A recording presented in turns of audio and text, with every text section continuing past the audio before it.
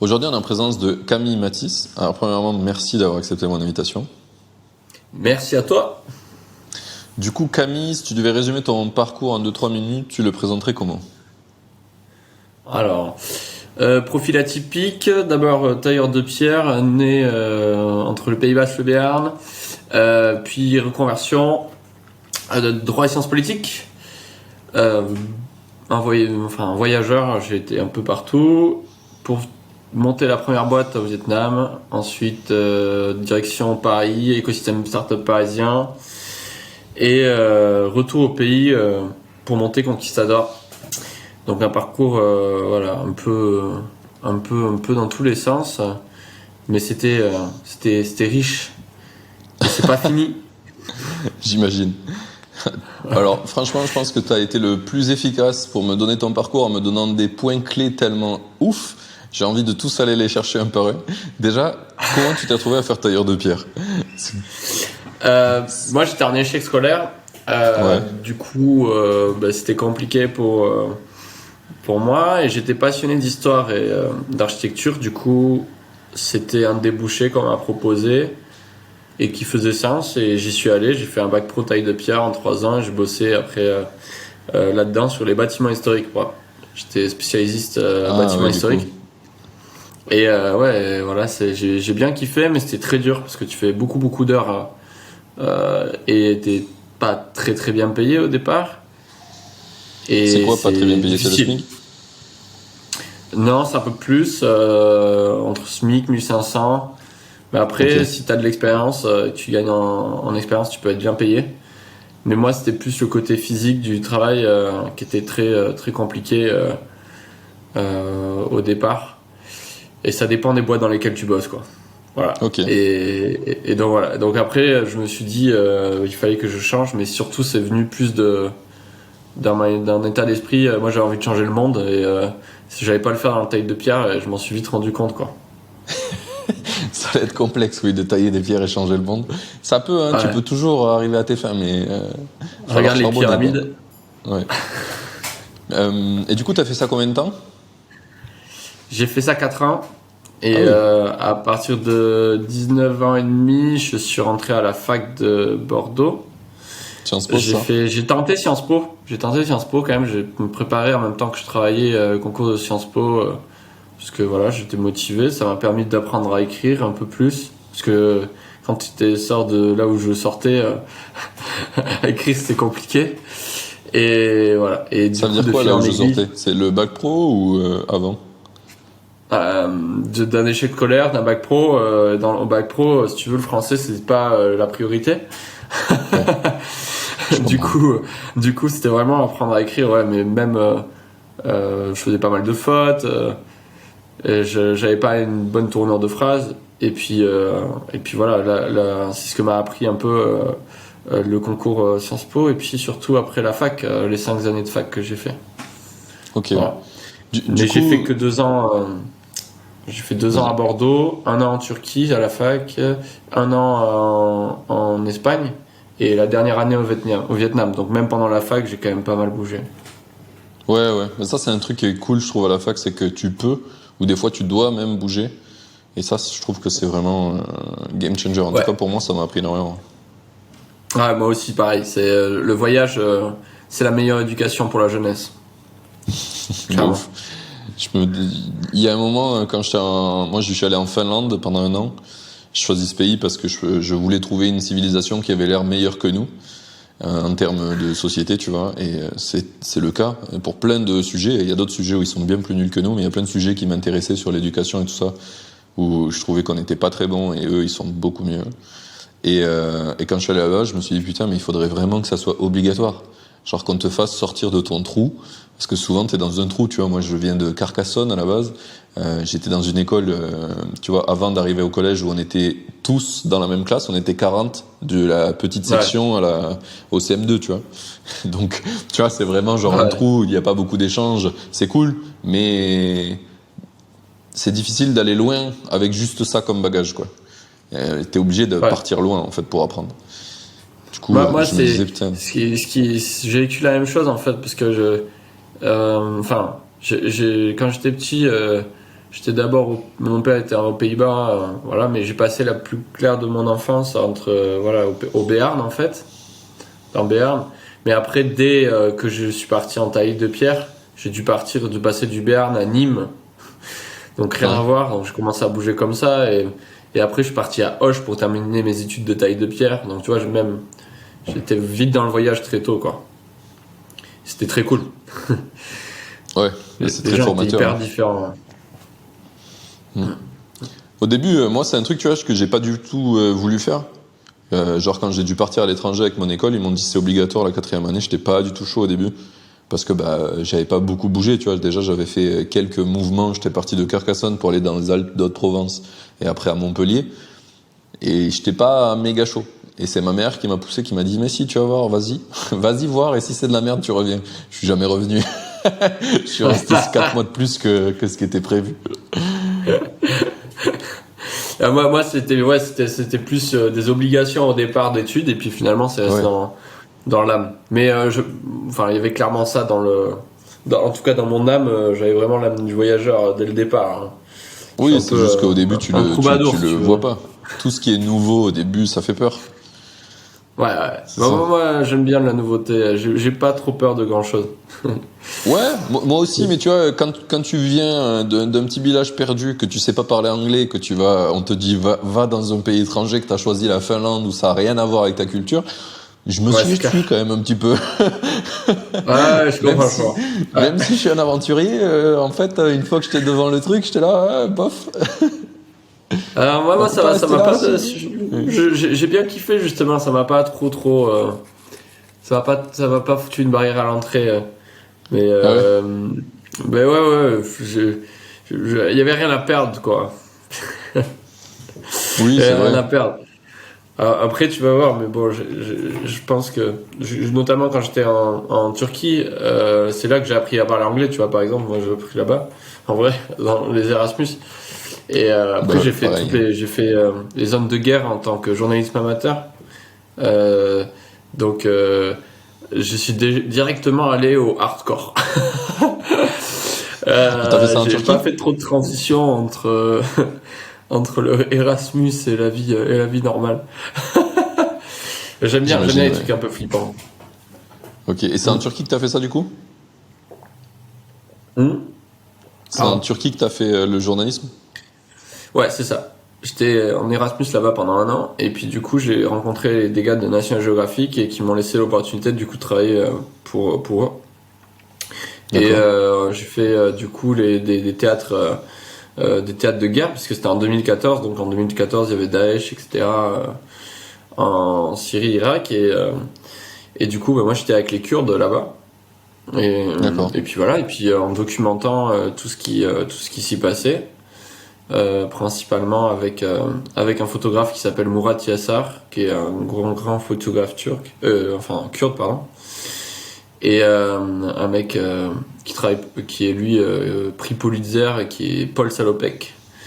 Et du coup c'était hyper intéressant, hyper dangereux aussi, mais on est toujours là, donc tout va bien, hein. faut voir ça comme ça on se rend pas compte sur le moment. Ouais, je comprends. T'as fait ça pendant combien de temps ? J'ai fait ça au total pendant 3-4 mois. En tout cas, les zones de guerre, vraiment 3-4 mois. Et parce que j'ai pas fait qu'il y avait Irak, Syrie, il y avait la Géorgie, le nord de la Géorgie, Arménie, Azerbaïdjan, qui était déjà à chaud. Et après, j'étais parti très rapidement en Ukraine, dans le Donbass. Donc tout ce qui était chaud autour. Et t'as fait ça en parallèle de tes études ? Sacrée expérience. Je faisais mes études en parallèle à distance. Ok. Trop bien. J'étais 100% online parce que je voulais pas trop aller à la fac. Je me faisais vraiment chier. Du coup, je continuais à découvrir un peu tout ce qu'il y avait autour, que ce soit en Turquie et tous les pays limitrophes. Et puis bon, voilà, si c'était pour documenter, c'était encore mieux. Et pourquoi t'as pas continué à faire ce métier ? Non, c'était pas. Ça m'a plu en vrai. Mais après, j'avais envie de revenir. Déjà en Europe à un moment. Parce que tu prends cher aussi, hein, faut dire ce qui est. C'est que voir que tout ce que tu vois dans ces endroits, c'est pas hyper sain. Ouais. Et du coup, quand tu as besoin d'un break quand même, hein, d'un petit break. Mais j'aurais bien aimé en vrai faire, pourquoi pas journaliste ou quoi, mais l'opportunité elle s'est pas vraiment présentée après en tant que professionnel. Je pense que c'est dur à avoir un poste intéressant, mais avec le recul, maintenant que j'ai eu l'âme beaucoup plus entrepreneuriale qu'à l'époque, j'avais déjà monté mon propre petit blog où je partageais mes aventures et tout à l'époque en perso. Et je pense que maintenant, en fait, je vois plus toutes les choses de la même manière. Je pense que tout est possible. On peut tous se faire, voilà, même si tu as envie d'être journaliste, en fait, il suffit de commencer à faire du journalisme, point barre, et après, tu vas avancer en solo, en fait. T'as pas besoin des autres, forcément. Attendre qu'il y a un X journal qui t'embauche, tout ça, c'est de la merde. Je pense que on peut vraiment avancer en solo sans aucun problème, surtout avec Internet aujourd'hui. Oui, surtout Donc, maintenant. je pense Il y a un très bon exemple. maintenant. Il y a un très bon exemple de ça sur Internet qui s'appelle Hugo Décrypte, qui a eu quand même Emmanuel Macron en live sur Twitch. Donc et il est parti tout seul, tu vois. Il a juste fait de l'analyse d'actualité pendant je sais pas combien de temps. Ça fait 5 ans maintenant qu'il fait ça. Et donc il est arrivé à un stade où en fait maintenant il a une équipe à lui, c'est son entreprise et il fait du journalisme sur YouTube, quoi. Donc moi c'est ça, c'est exactement ça. Les réseaux sociaux te permettent de faire tout ce que tu veux en solo et de démarrer, de monter ta propre notoriété. Et c'est un truc que j'ai saisi moi en vrai depuis un an, ça. Parce que mais je pense que c'est assez neuf pour Ouais, on en parlera, mais moi c'est sur LinkedIn que j'ai été pour la première fois visible en réalité. Et c'était pas du tout un truc inné pour moi, quoi. Les réseaux sociaux, tout ça, pas du tout. Je comprends. Voilà. On n'est pas. Enfin, tu fais partie des générations comme moi qui sont nées où il n'y avait pas encore Internet, donc c'est des choses qu'on doit apprendre et qui sont pas acquises. C'est vrai, se le dire comme ça fait chelou quand même. Putain, il n'y avait pas Internet. Alors, il y avait un début d'Internet, mais c'était les prémices, quoi. Militaire, quoi. Militaire ou vraiment très peu connu, quoi. Tu faisais le Minitel, il y avait le bruit, là, chelou, quand tu branchais Internet. C'est le Minitel et tout. Ça, c'est pas Internet pour moi, c'est les dinosaures d'Internet. Mais le truc où quand tu voulais avoir Internet, t'étais obligé de raccrocher au téléphone. Ouais. Oui, putain, il fallait l'accrocher au téléphone. Ouais, c'est vrai. C'était la prise téléphone. Putain, si les jeunes ils nous écoutent là, ça va être chaud. C'est ça, ils vont être là, mais ils ont 50 ans, les mecs. Non, juste même 28 mois, tu vois. 29 ans, bon. C'est ça, voilà. C'est pas si vieux. Ouais. Ok. Non, il fallait un CD pour installer Internet. Grave. Et c'était même pas un CD. Les premiers, c'était une disquette. Ah ouais, non, moi j'ai. Ouah, disquette. La disquette, tu la mettais dans l'ordinateur, ça installait le logiciel qui allait pouvoir te connecter à la prise téléphone. Et entre la prise téléphone et ton ordinateur, il fallait un Minitel. Et après, il fallait appeler. Au tout départ, il fallait appeler avec le téléphone le numéro de l'opérateur Internet pour que ça se mette en marche sur Internet. Et ça buguait s'il y avait quelqu'un qui appelait sur ta prise téléphone. Mais ça n'empêche qu'on y allait quand même. Ouais, je me rappelais même pas de ça, quoi. Moi je me rappelle. Ça me fait marrer rien d'y penser, ça me fait chelou, je me dis what the fuck. Mais grave, maintenant tu dis j'ai pas Internet pendant 30 secondes, on est là, c'est de la merde ce réseau. Ouais, c'est ça, c'est exactement ça. Il fallait attendre des fois 20 minutes qu'il y ait une putain de page qui s'ouvre pour télécharger un film sur Emule, quoi. Oula, mais là, les films, c'est 10 ans plus tard qu'on a pu en télécharger. Ça c'était le début des années 2000. Oui. Début des années 2000, oui, c'est ça. Ouais. Bon. C'est la parenthèse nostalgie Internet. Et on revient sur ton parcours. Il y a donc tu m'as parlé de la Turquie, de l'Espagne. L'Espagne, c'était la première ou la deuxième destination? C'est la deuxième. Deuxième. Et après la Turquie, je suis parti en Espagne. Au Pays Basque espagnol. Ok. Voilà. Ça, À c'était proche de chez Saint-Sébastien. toi? Ouais. J'habite là, je suis à Saint-Sébastien là. Ouais. Maintenant, tu y es, donc, Moi, je suis un Basque transfrontalier. J'ai Oui. toujours cet ADN très fort. D'ailleurs, sur les réseaux, je défends pas mal le Pays Basque. Je suis un politique aussi avec le gouvernement basque. Et voilà. Et moi, ce qui est très important, c'est de défendre ce territoire aussi dans sa culture, son économie, à tous les niveaux. Et pour moi, si tu veux aller à Saint-Sébastien, se dire aller en Espagne, mais c'était comme aller chez moi en fait, dans un sens, Oui. parce que c'était juste une frontière à traverser, mais c'est la même nation, c'est toujours la même, c'est la nation basque de l'autre côté de la frontière, donc voilà. Après, par contre, c'est là que j'ai appris l'espagnol, parce que je parlais pas espagnol à l'époque. Ok. Voilà. Donc c'était Trop hyper bien. intéressant, génial, incroyable ici. Donc ça t'a servi pour ça, et puis t'es allé dans ta nation de cœur, toujours un endroit que tu kiffais, donc c'est... Bah, j'ai vu, ça m'a même donné des visions un peu plus claires sur mon propre territoire, qui était entre guillemets le Pays Basque français, parce que j'ai appris que c'était possible d'avoir une autonomie basque et d'avoir plus de droits localement, de pouvoir développer bien le territoire, etc. Et c'est un truc qui est pas du tout présent dans la culture française, mais qui est extrêmement présent en Espagne. Euh, Ok. Ouais. et du coup, je trouvais que c'était un modèle à répliquer sur notre pays, sur le Pays Basque français. Donc, on va voir comment on s'y prend. Voilà. Si Inch'Allah. tu veux, il y a un super livre qui parle de ça. Ça s'appelle Les mers. Le monde sera gouverné par des mers, je pense. C'est une traduction vite fait, c'est un livre en Ah anglais. ouais. Et qui parle de tout ce qui... en gros, c'est un économiste qui donne sa vision du monde. Il dit que dans le fonctionnement actuel du monde, le meilleur moyen de régir une économie, c'est au niveau d'une grande ville. Et pas plus. Ouais. Au-delà, en fait, il faut laisser des autonomies super grandes. En fait, il faut que chaque grande ville soit autonome sur beaucoup de Mhm. sujets. C'est le meilleur moyen d'avoir une économie très saine, plutôt que de tout régir au niveau pays, comme on fait en France, avec les régions. Elles font deux, trois conneries, mais c'est comme elles sont déléguées de classe, quoi. Elles font pas grand-chose. Ouais. Ben, c'est exactement la vision qu'on a mis en place de manière concrète au Pays Basque Sud, au Pays Basque espagnol. Ouais. Puisque, par exemple, en fait, ici, au Pays Basque, tu veux, tu as une grande tradition du mot bourgeois, entre guillemets. Les bourgeois, c'était les gens qui habitaient dans les villes, mais qui étaient rattachés, qui faisaient vivre la ville parce qu'ils y vivaient Ouais. à l'année, et ils avaient un développement économique qu'ils voulaient mettre en œuvre.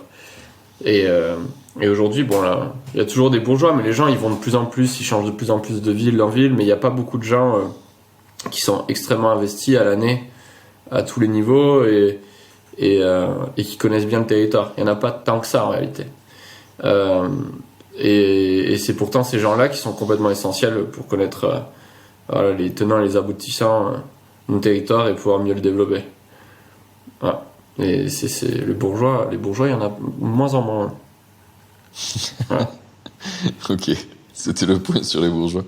Mais comment ça nous a amené à ça? Attends, c'était sur le territoire espagnol, sur l'autonomie. Et t'as un exemple de qu'est-ce qui fait que le territoire basque espagnol, il a plus d'autonomie et quelque chose qui t'a marqué et qu'on fait pas en France, par exemple, vu que c'est... Bah, c'est très simple. De la maternelle à l'université, tu peux étudier en basque. Enfin, c'est la langue numéro 1 dans l'éducation. Le seul impôt qu'on paye à l'Espagne, c'est la retraite. Et à partir de l'année prochaine, il n'y aura plus aucun impôt qu'on payera à l'Espagne. Concrètement, comment ça se passe? Tous les impôts, ta fiche de paye ou n'importe quoi. J'ai pas d'exemple là sur moi, mais tu payes au Pays Basque. Et après, le D'accord. gouvernement basque se démerde avec l'Espagne pour lui payer de l'argent pour que l'Espagne puisse payer sa diplomatie, son armée et aider aussi un peu les autres autonomies. Mais du coup, tout se fait et tout l'argent qui est gagné en fait au Pays Basque est redonné au Pays Basque. Tu vois ce que je veux dire? Ouais, et après, c'est lui qui choisit la répartition. Ouais, la répartition, elle est hyper saine. Et par exemple, le Pays Basque espagnol, le Pays Basque Sud, comme on dit chez nous, c'est le 3e PIB par habitant en Europe aujourd'hui. Donc c'est une zone qui est extrêmement riche, mais tout simplement parce qu'elle a été extrêmement bien administrée. par des locaux qui savent ce qu'ils font, dans quoi il fallait investir. L'éducation représente un budget énorme comparé à ce que dépense la France en proportion, tu vois. L'éducation, elle est incroyable. Tout ce qui va être les transports, mais mec, c'est hallucinant. Ici, je sais pas, les villages ici, les villages sont reliés avec ce qu'on appelle nous le topo, le Skotren. C'est un métro qui va de village en village, quoi. Tu vois. Et qui relie les grandes villes genre au un métro village. souterrain.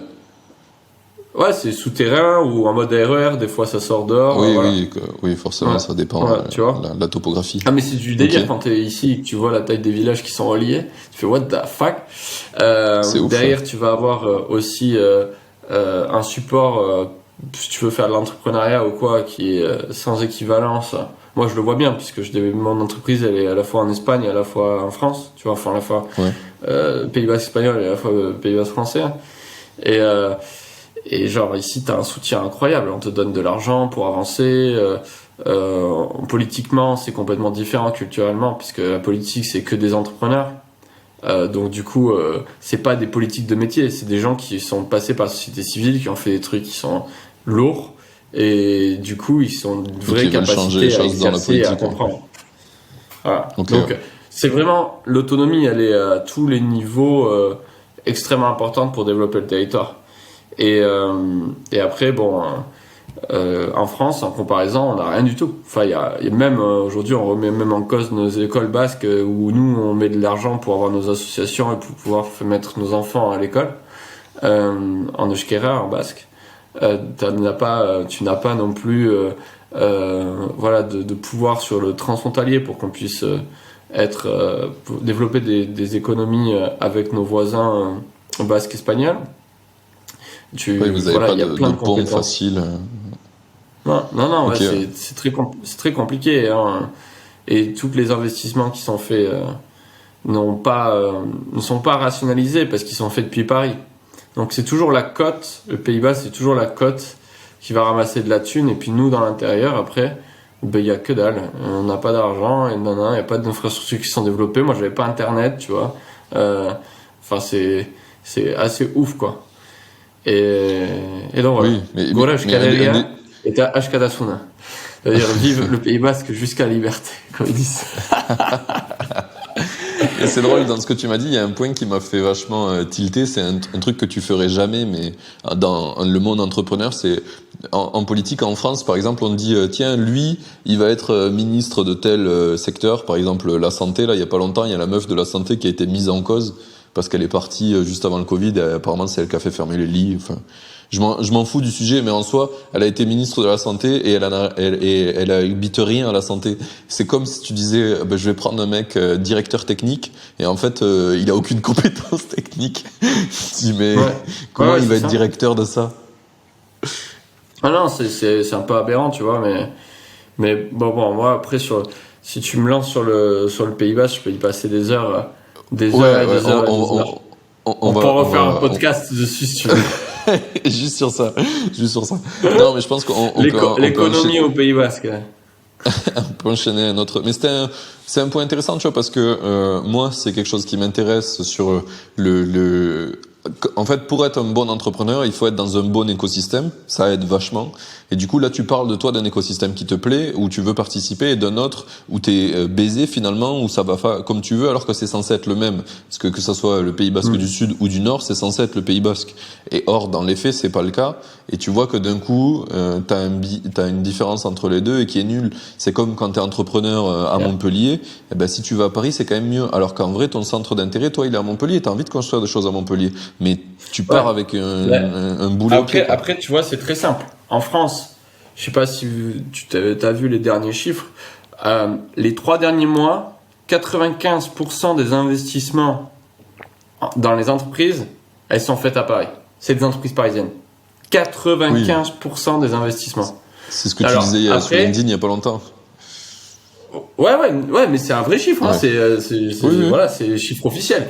Et genre, là, quand tu lis ça, enfin moi j'ai lu l'article qui a été sorti, c'était par, je crois que c'était Madines et qui reprenait les chiffres du gouvernement.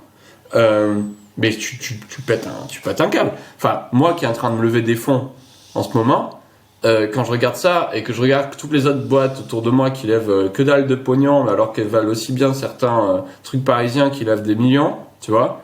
Et je regarde le truc comme ça, je fais, Ça vaut le temps.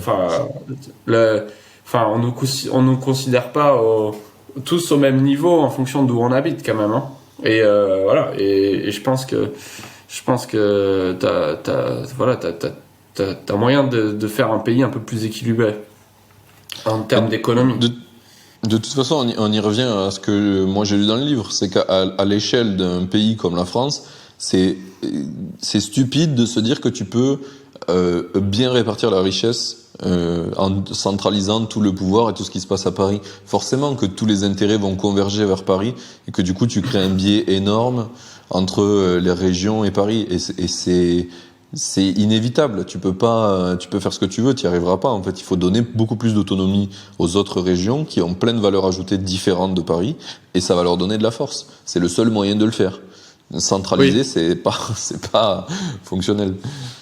Non, décentraliser, c'est le bon moyen pour pouvoir créer de la richesse locale à tous les niveaux.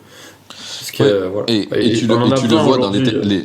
dans les nouvelles technologies actuelles, décentraliser, ça permet aussi de casser les mécaniques qu'on a habituellement qui font que l'argent il va pas au bon endroit parce qu'il y a du copinage, parce qu'on est des êtres humains qui fonctionnent avec des émotions et pas forcément que logiquement. Et du coup, t'as des trucs qui sont mal faits. Et en fait, plus tu décentralises, et plus c'est dur de mal faire en fait.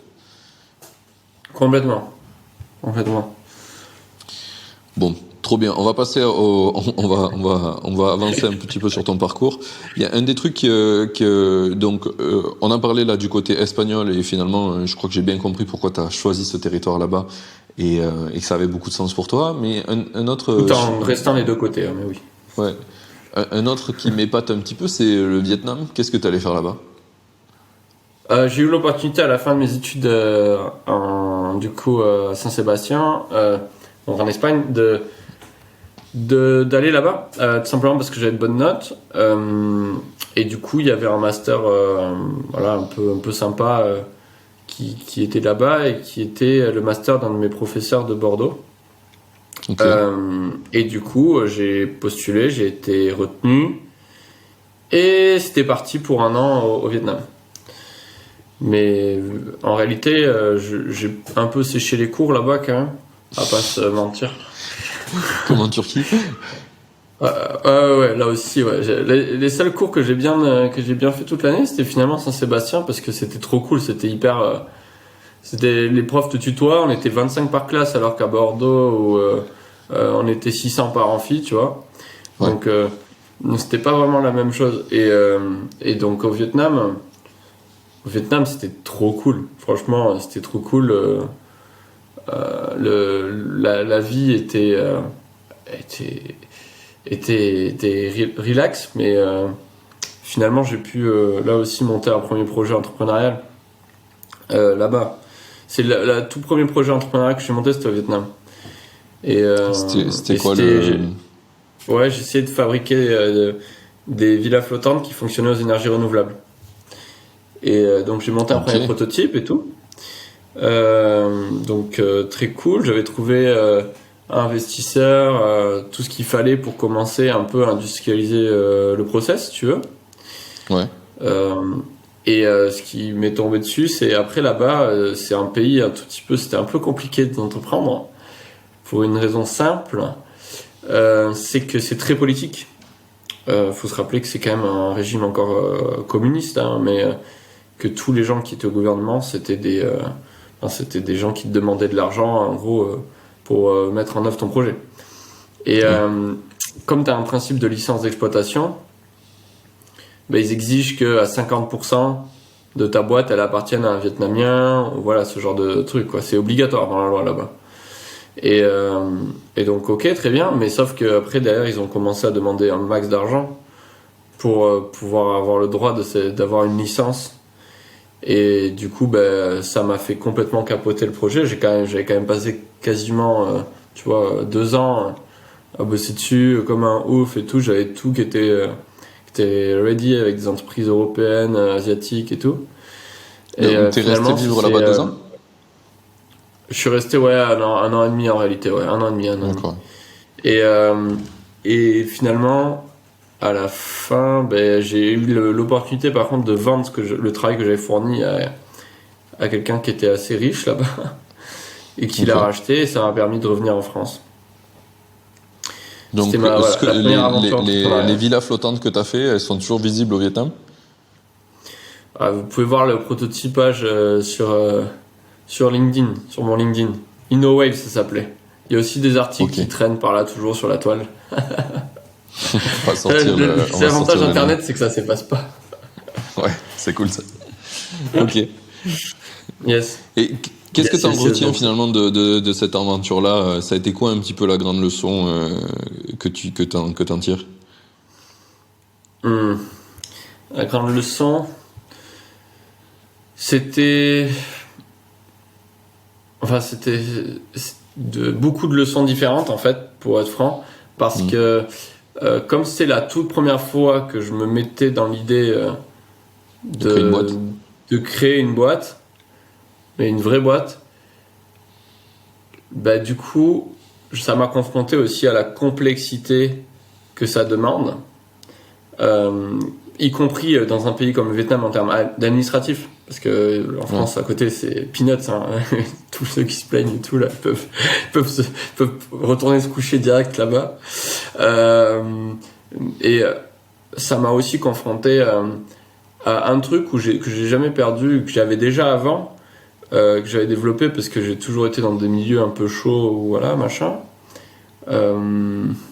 C'était le côté diplomate et le côté business développement, où moi j'arrive à faire des relations avec n'importe qui. C'est un truc, c'est assez inné chez moi, mais je me suis rendu compte que c'était un vrai plus à ce moment-là, que j'arrivais à créer des connexions fortes avec des gens, y compris importants, et que j'arrivais à être une sorte d'un peu un orateur. À partir du moment où j'avais la bonne idée, que je ne disais pas des trucs trop cons, je me suis rendu compte que j'avais la capacité d'amener plusieurs personnes à se battre pour un projet, même y compris de manière gratuite, tu vois, au départ.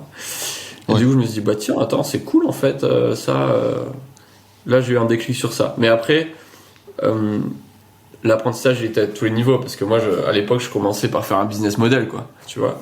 Aujourd'hui, je serais en train d'apprendre comment faire sur YouTube. Donc l'apprentissage, il est différent.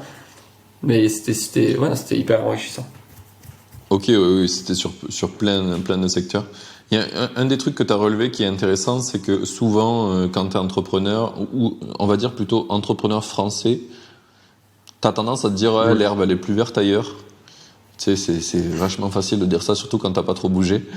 Et je trouvais le point intéressant sur le fait que c'est cool le Vietnam, mais en attendant, politiquement, c'est ça qui a fait que le projet il est mort, quoi. Et ça, c'est un truc que t'auras rarement en France quand même, à moins que t'aies décidé d'essayer de vendre des enfants. Mais après, politiquement, ça va pas marcher. Ça dépend à quel niveau. Par exemple, dans un pays comme le Vietnam, ce qui fait chier, c'est administratif. Par contre, le business, ils ont aucun problème. Ils ont un positivisme, ils sont optimistes, d'une manière mais complètement incroyable. Et ils vont te dire oui, mais ils vont passer à l'action. En France, et plus en province qu'à Paris, entre guillemets. À Paris, ça va plus vite dans la tête des gens, entre guillemets, dans la prise de décision, parce que c'est le centre du pouvoir. Mais quand tu es confronté, comme moi, à des entrepreneurs qui te disent qu'ils vont t'aider, ou qui te disent que oui, ils vont être clients, machin. Mais en fait, il y en a très peu qui passent très rapidement à l'action. Et au Vietnam, par exemple, en Asie, en général, les gens vont très vite pour prendre des décisions. Et c'est pas du tout le cas dans un pays comme la France. Et donc voilà, tout ça pour dire que chaque pays a des vertus et des points noirs, voilà. Mais la France reste un super pays pour entreprendre. Oui, clairement. Après, moi, je me suis quand même expatrié, mais parce que j'ai trouvé un pays administrativement qui était plus sympa, l'Estonie. Et du coup, c'est pour ça que je suis là-bas, parce que j'ai été en Finlande, j'ai vécu là-bas et j'ai compris ce que c'était la simplicité administrative. Du coup, j'ai adopté ça.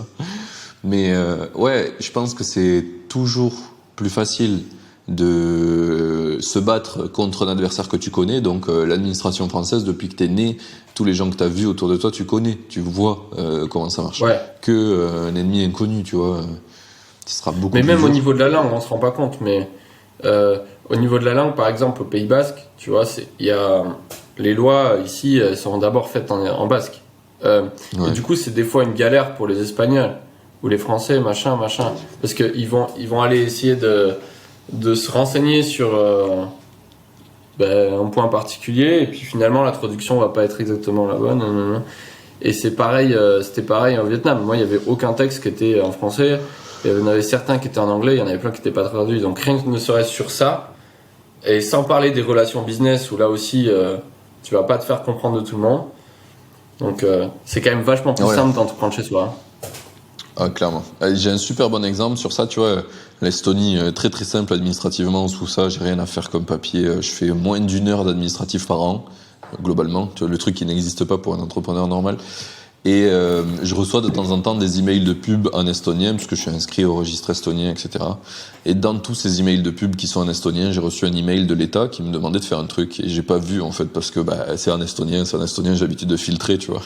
Et là, c'était un truc de l'État, j'ai failli louper un truc super important.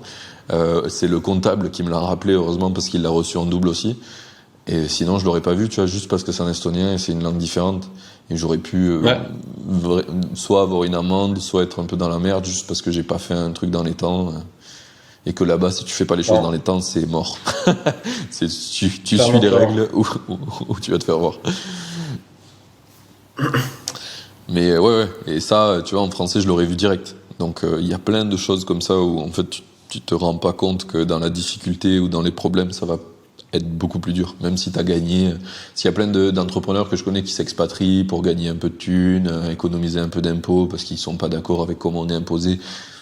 Il y a plein de sujets qui peuvent faire que tu veux t'expatrier, mais il faut aussi penser à tout les coûts cachés que tu vas avoir de t'expatrier. Yes, carrément. Je suis 100% d'accord. Du coup, on a parlé du Vietnam. Du coup, tu t'es fait racheter ta boîte et c'est là où t'es allé à Paris, c'est ça? Ouais. Enfin, je me la suis fait T'es allé acheter faire quoi à Peanuts Paris? juste de quoi rembourser mes dettes. C'est Et quoi, après, Peanut? Oh, c'était un truc comme au total. Mais j'avais des dates. C'est une cinquantaine, 50K, mais j'ai dû redonner la quasi-totalité aux gens qui bossaient pour moi. Oui, d'accord. Ouais, Voilà.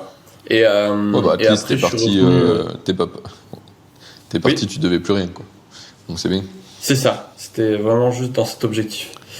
Derrière, j'ai dû faire Enfin, j'ai dû retourner dans le bâtiment en France d'abord dans un premier temps et j'ai fait croque-mort parce que quand t'es sur le bâtiment, l'hiver il commence à faire un peu froid et tu te gèles un peu les mains. Donc du coup, en intérim, je me suis mis à chercher un truc qui était plus sympathique, quoi. Je sais pas Euh, si sympathique c'est le mot. On va dire moins Bah, ça t'use contraignant. moins, ça, pour de vrai. Ouais, ouais, voilà, moins Ça t'use contraignant. moins. Ouais, ouais. Et du coup, j'ai fait croque-mort pendant 3 4 mois. Ouais. Et puis là, j'ai eu une opportunité à Paris. Je suis parti à Paris. Ok. T'es allé Voilà. faire quoi à Paris du coup? Je suis allé faire du groff Ah, dans un grand groupe qui s'appelle Pentalog, ils font de l'IT. Et du coup, ils avaient une start-up qui finalement était dans le marché, tu sais, de la mise en relation entre les freelances et les boîtes. ok. Donc j'ai commencé à participer à cette aventure, et très rapidement, au bout de 3 4 mois, il y a, euh, il y a une boîte qui était en pleine croissance qui s'appelait SeedUp qui m'a contacté et qui m'a dit voilà, on aimerait bien que tu prennes la direction de la croissance de SeedUp. Donc du coup, j'y suis allé. Comment t'es rentré en contact avec eux? Enfin, comment ils sont rentrés en contact avec toi? Parce que quand j'étais revenu du Vietnam, c'était la première boîte que j'avais été voir parce que je trouvais que c'était hyper C'est cool ce ce qu'ils qu'ils faisaient? faisaient. C'est une boîte que je regardais depuis un bon moment et et voilà. Et puis après, j'ai essayé d'être le plus convaincant possible. Et ça s'est bien passé. Ok, trop bien. Donc du Et coup, j'y suis t'as resté, migré de j'y cette suis première resté un boîte. petit moment. Et puis, pour revenir après ici. Ok. T'es resté combien de temps chez eux? Alors, en étant full-time là-bas, j'y suis resté 1 an. Ok. Ouais. Et qu'est-ce qui a fait que t'es parti de là-bas? Qu'est-ce qui a fait c'est qu'il y a eu des gros problèmes internes pour être machin. Mais À ce moment-là. c'était une histoire d'investisseurs et d'associés. Il y avait. C'est parfait Ouais, pour notre sujet qui arrive, ça. ouais. Ouais, non, mais moi, oui, là-dessus, j'ai vécu là avec SeedUp des moments complètement hallucinants euh, entre, entre associés et investisseurs. Ouais, c'était du délire. C'était un T'as délire. t'as des exemples que tu peux donner qui sont pas confidentiels, C'est du style. qui vont pas Pour les mettre donner. dans la merde.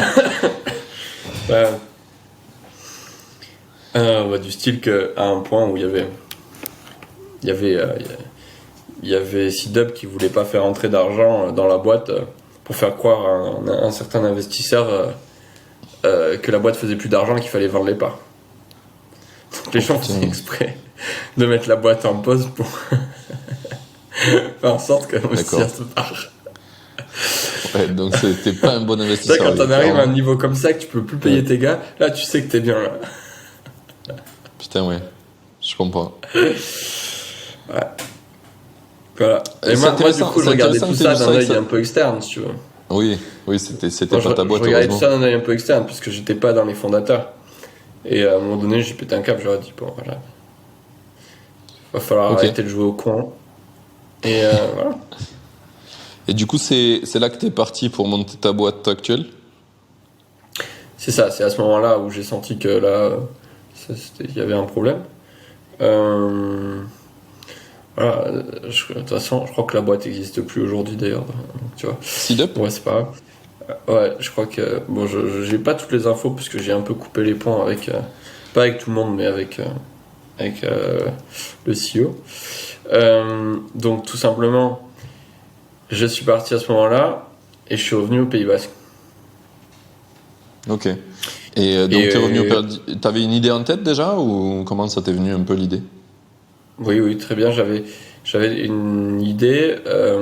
À la même époque, j'avais déjà une association qui s'appelait Conquistador, en fait. C'était une Ok. association pour aider, en fait, enfin, pour accompagner tous les étudiants qui voulaient faire de l'entrepreneuriat. Et j'avais lancé le Tour de France de l'entrepreneuriat dans les écoles, les universités, tout ça. En partenariat avec l'éducation nationale, avec Pépite France, l'association des étudiants entrepreneurs, etc., etc. Donc j'avais Ok. déjà ça. Et je kiffais vraiment ça. Je kiffais ce qu'on faisait.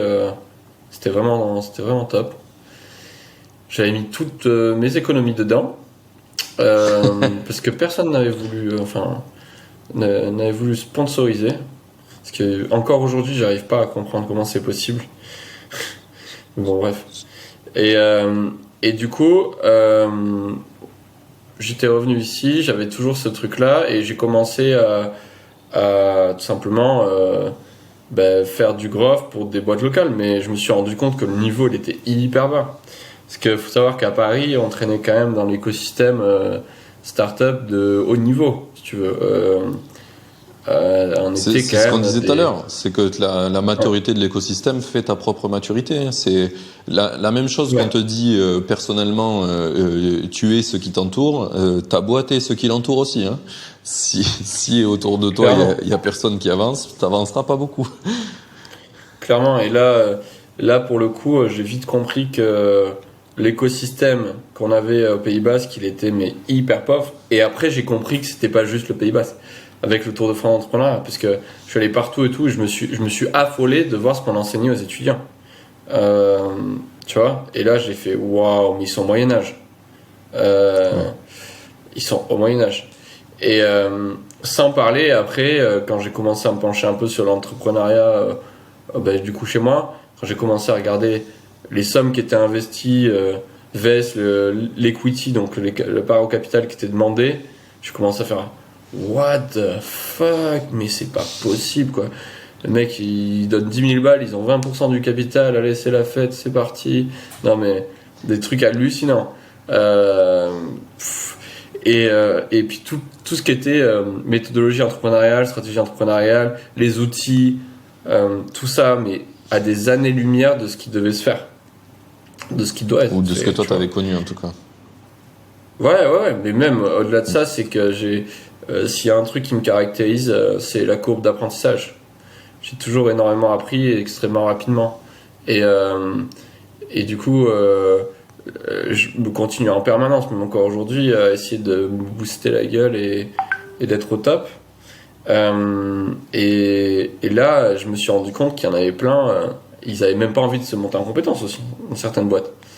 Et c'est une histoire d'état d'esprit, tu vois. C'est vraiment une histoire d'état d'esprit de vouloir aller quand t'aimes toujours plus loin. apprendre et qu'en face de toi t'as des gens qui s'en foutent, je comprends pas. Ils disent, moi, le nombre de fois qu'on m'a sorti en rendez-vous, ouais, mais vous comprenez, enfin, je veux dire, on fait déjà de l'argent, voilà, on gagne très bien notre vie, on n'a pas forcément besoin de plus, voilà. Là, tu fais, ok. Et tu sais que si tu évoluais pas là avec les process que tu as actuellement, tu vas te faire bouffer dans 3 ans et t'as plus rien. Ah non, mais jamais de la vie. Et après, tu crèves. Ouais. Voilà. Ah, oh, C'est perdu. C'est perdu. Youpi. Non, mais c'était souvent comme ça. Et donc voilà, freelance, tac. Et à un moment donné, il y a 1 an et demi, on a créé Conquistador en tant qu'entité juridique SAS. Et voilà, dans l'objectif de former un maximum de talents. L'idée de base de Conquistador, c'était quoi?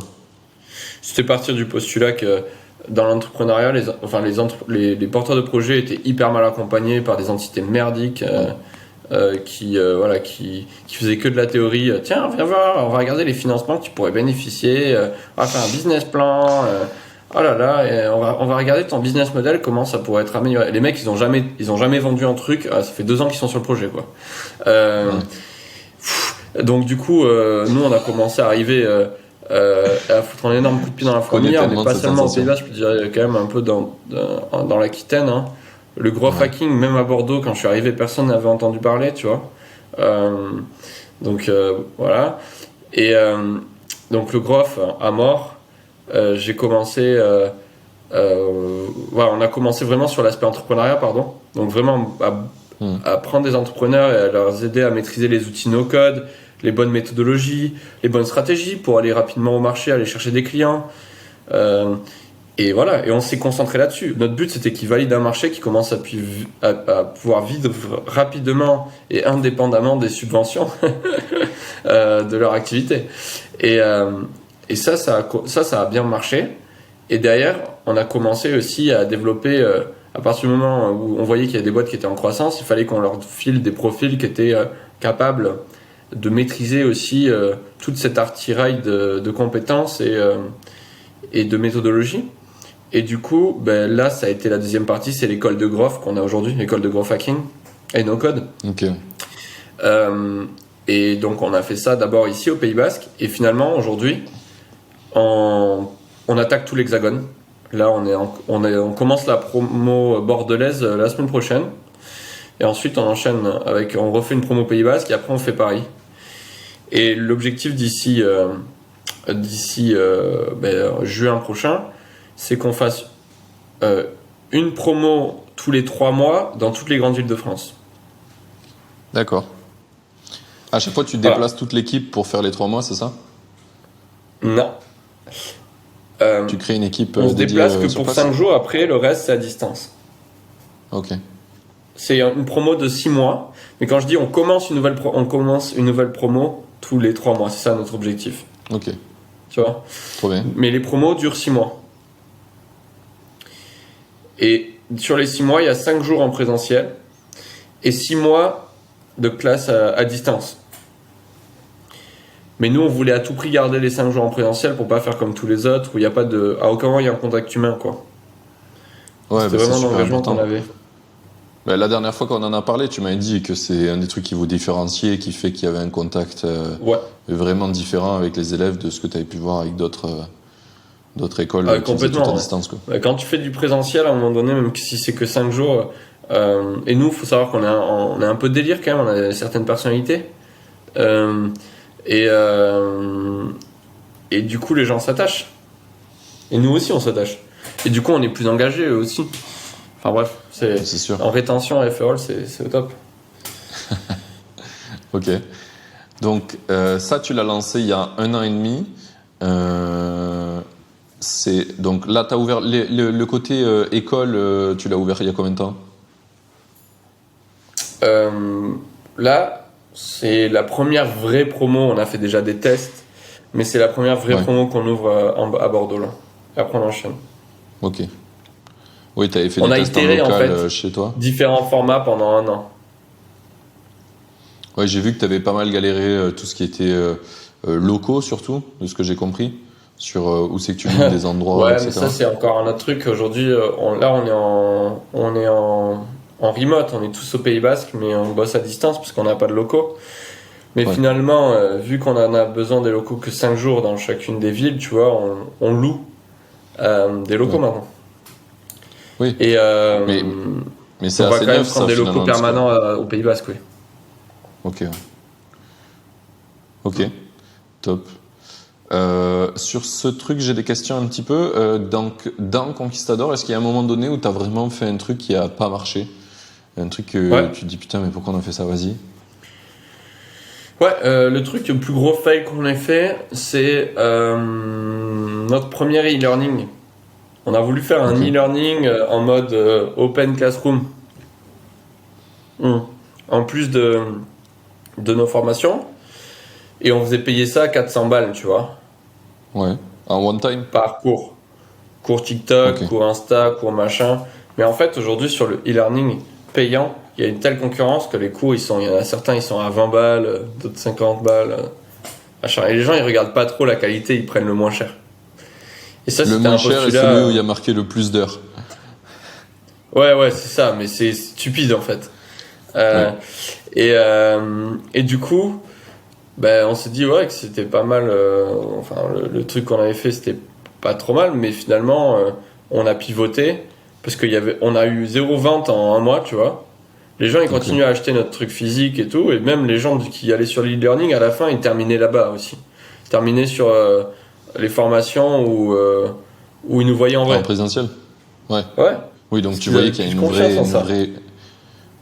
un vrai besoin sur le présentiel, quoi. Ouais. Et, et finalement, c'était pas uniquement le présentiel, c'était aussi l'aspect, même si on fait certaines formations à distance, mais du coup, c'était le fait que ça soit non personnalisé aussi. Aujourd'hui, il y a de plus en plus de boîtes qui se rendent compte que, tiens, euh, l'aspect personnalisé, c'est ça qu'ils veulent, ils sont prêts à payer un peu plus cher avec ça. Et, parce Bah, que je les crois que outils peuvent aller les chercher tout seuls. c'est un des pivots que notre ami Grégoire Gabato de Germinal est en train de faire sur le e-learning. Il est en train d'hyper personnaliser les parcours, je crois. Il s'est Exactement. rendu compte que ça avait une Ils valeur ont de bossé ouf. sur ça tout l'été. Il y a Nina qui a fait une newsletter d'ailleurs, c'était en début de semaine.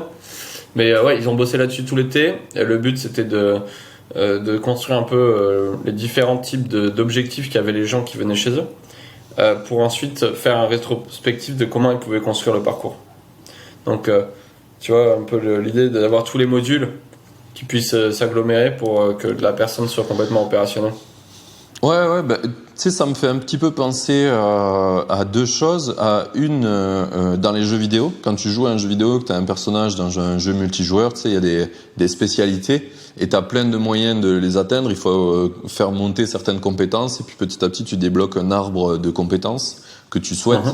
Donc tu veux aller vers cette spécialité et tu vas la débloquer avec toutes ces lots de compétences. Donc c'est un peu ce truc-là à quoi ça me fait penser. Et la première fois que je l'ai vu dans un contexte d'éducation, c'est à l'école 42, donc qui est une école pour développeurs, où ils ont pris le programme de l'école que moi j'ai fait, qui est Epitech, qui est assez linéaire, c'est exactement le même programme, et en fait là ils l'ont décomposé, et ils en ont fait un arbre de compétences où tu peux les... En fait c'est vraiment un jeu vidéo, dans 42 tu cliques, tu dis tiens je veux faire cet exercice qui va me faire atteindre telle compétence, et après ça me débloque les autres, et en fait tu finis l'école quand tu as fini un arbre de compétences avec une spécialité. Et ça, c'est Ouais. vraiment bien. En fait, tous les gens qui en parlent, qui ont fait 42, ils disent que c'est top. parce qu'ils ont appris dans l'ordre qu'ils avaient besoin, comme ils le ressentaient. Enfin, c'est beaucoup plus naturel que séquencer comme quelqu'un qui a choisi parce que lui, ça lui allait bien, quoi. Je pense que maintenant, on peut attaquer sur la partie qui nous intéresse ensemble, qui va vraiment être le fight des idées, c'est sur le futur de Conquistador. Donc, qu'est-ce que tu es en train de faire avec Conquistador? C'est quoi un peu où tu veux l'amener? Enfin, où tu veux l'amener, plutôt. On va essayer de faire une phrase française. Et à partir de là, je pense qu'on va aller vers le sujet qui nous intéresse. Ouais. Alors, aujourd'hui, Conquistador, ce qui se passe, c'est qu'on est en pleine mutation dans le sens où maintenant on a lancé l'école de Groff en plus de notre parcours startup. Ouais. Donc, avec pour objectif de former un maximum de personnes à toutes ces technos. On recherche pas mal de boîtes qui veulent employer nos futurs alumni. Et d'un côté, on recherche forcément un maximum d'étudiants potentiels. Là où on a évolué beaucoup, c'est notamment sur les modèles de financement. On a mis en place, parce que notre école, bon voilà, ça dure 6 mois, mais ça coûte 5400 € TTC. Et pour tous les professionnels, en fait, avec le CPF ou les OPCO ou Pôle emploi pour les jeunes actifs, il y a des moyens de financement qui sont déjà pris en charge par Conquistador, mais on n'avait pas le persona de l'étudiant. Et nous, c'était le persona de l'étudiant, c'est vraiment un persona qu'on voulait viser. Du coup, ce qui s'est passé, c'est qu'on s'est mis à finalement faire un focus sur ce persona et réfléchir sur comment on pouvait le closer. Et donc les financements, c'était vraiment le gros problème parce qu'ils sont quand même assez séduits, mais il leur faut certaines garanties. Les garanties, c'est d'un côté le diplôme, donc délivrer un certificat. Ça, c'est quelque chose qu'on peut pas encore complètement faire aujourd'hui. On délivre un certificat, mais c'est pas un diplôme genre licence, machin. D'État. Et on le fera jamais. Par contre, ils veulent un job à la fin, ils veulent des compétences, et forcément, ils veulent un tarif abordable pour eux. Et donc, ce qui s'est passé, c'est que donc, sur le job, simplement, c'est les entreprises partenaires qui s'engagent à recruter nos alumni. Ouais. Donc ça, le job, nous, on garantit quasiment un job à la sortie de la formation. Derrière, il nous fallait le moyen de les faire rentrer. Et là, comment on a procédé? On a dit, il y a 500 € de frais d'inscription, comme à la fac. Et le reste des 5400 € qui restent à payer, donc des 4900, tu les payeras en mensualité, une fois ton CDI en poche. Trop bien ça. Voilà. Donc voilà comment on fonctionne avec eux. Ou tu peux payer en plusieurs fois, directement pendant le temps de la formation. C'est à toi de décider. Donc voilà un peu déjà notre premier focus, ça a été de faire ça. À côté de ça, de développer de plus en plus notre SaaS e-learning. Là, on a une version qui sort fin de semaine prochaine, assez chambée, où on a toutes nos ressources en mode gratuite. Et en fait, notre SaaS e-learning va devenir notre première source d'acquisition. Comment on fait? On demande simplement une adresse mail pour y accéder. Tu as accès à toutes nos ressources, les templates, toutes les stratégies qu'on fait. Donc, c'est gratuit pour tout le monde. Et dans ce SaaS, on fait tout simplement un upsell, ou un cross-sell plutôt, vers notre école.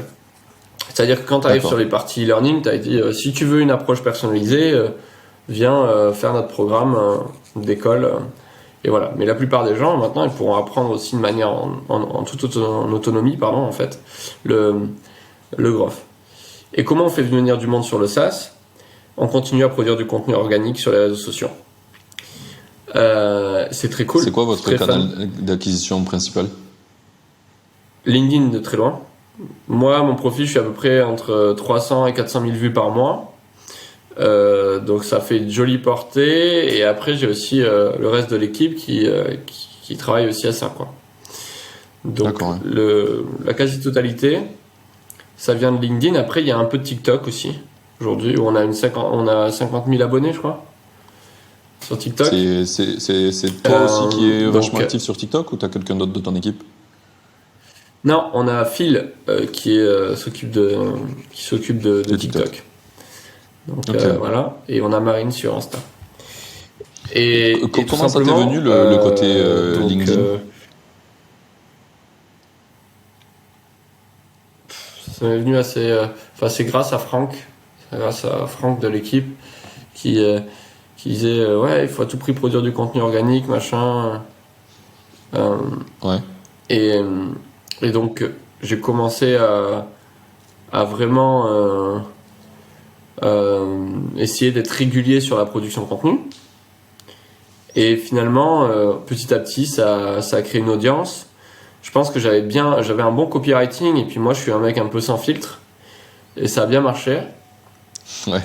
Et au fur et à mesure, voilà, il y a eu une acquisition qui s'est montée via ça, une hype qui s'est montée autour du personnage comme du growth. Et ça s'est bien combiné. Voilà.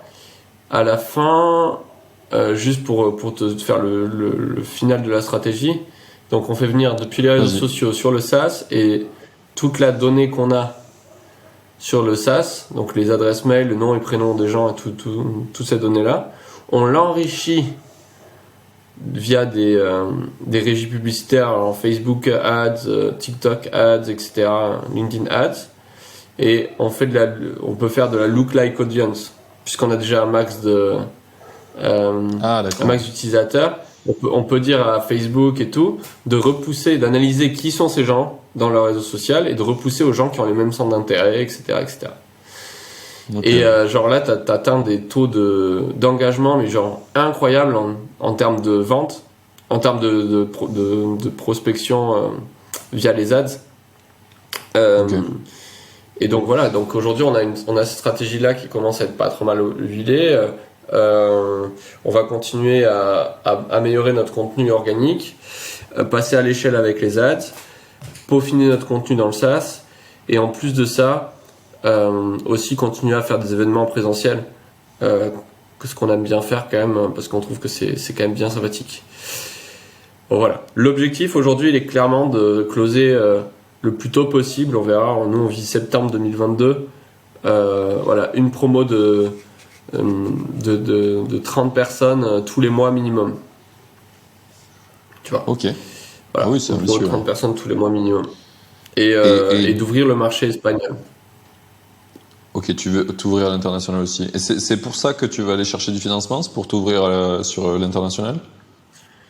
Le financement, pourquoi on en prend aussitôt? On en prend aussitôt parce que Moi, je en fait, dirais on aurait pu pourquoi t'en prends bootstrapper. tout court. Ouais, mais il y a plusieurs problématiques. La première, c'est pourquoi on en prend maintenant. Ouais. Voilà, et pourquoi on en prend? Parce que ça part de ça. C'est le fait que dans le marché de la formation professionnelle, tu te fais payer en retard tout le temps. Tout le temps. Ouais.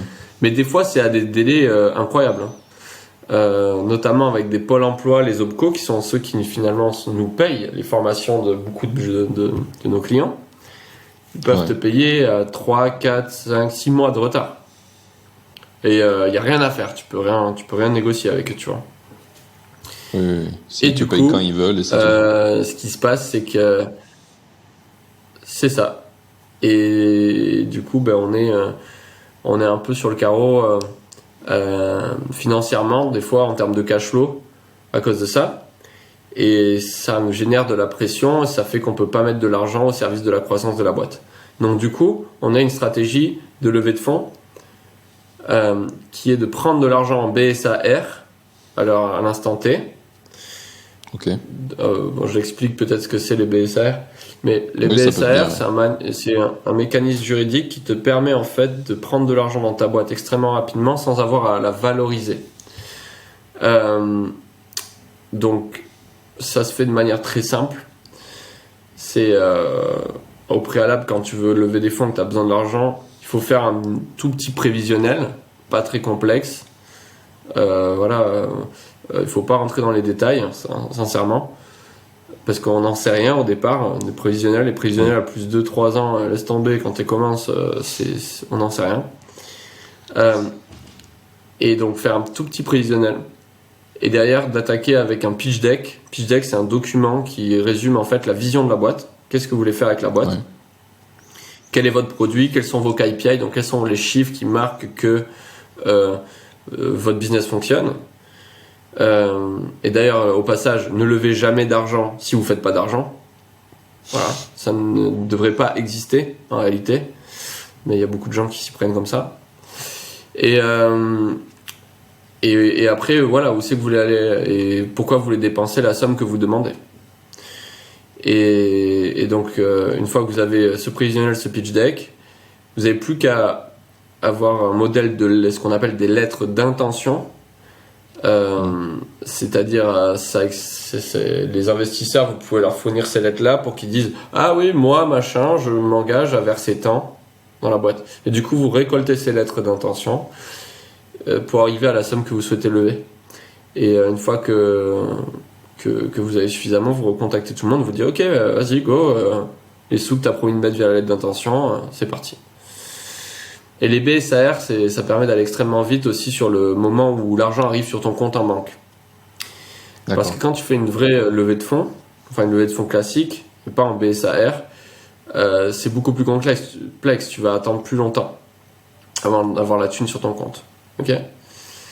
Et donc nous, là, on prend 300K en BSAR, donc 300 000 en BSAR, pour prendre la suite, en fait, courant 2022.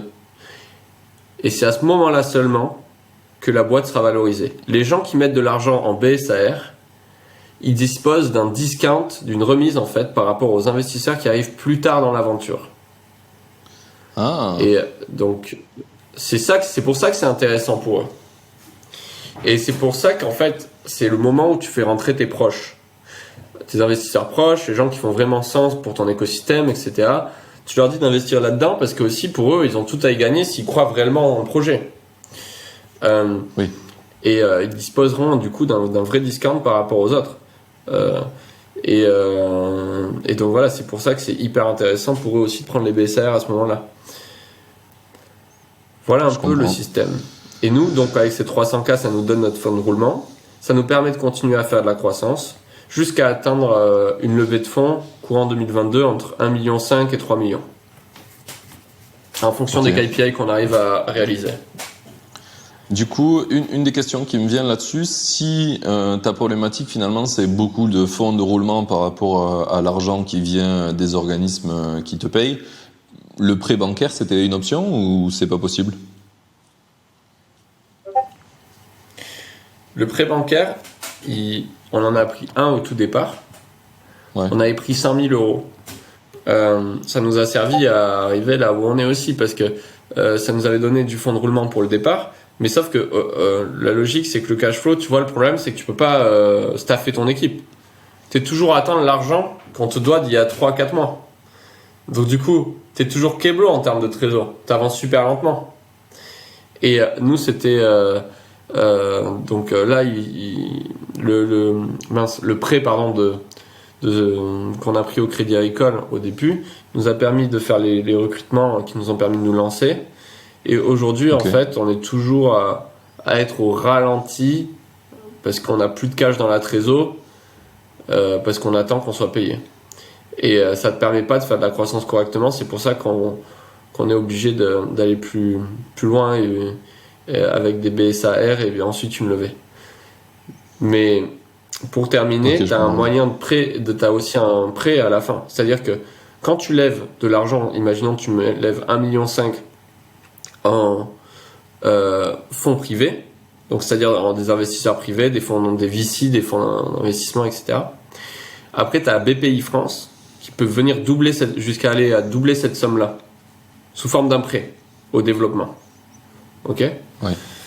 Et donc ça aussi c'est super intéressant parce que il faut faire jouer BPI France sur ta propre levée pour lui dire d'aller mettre un peu plus d'argent pour que toi tu aies encore du cash et en plus c'est non dilutif, c'est-à-dire que tu donnes pas de part à BPI France.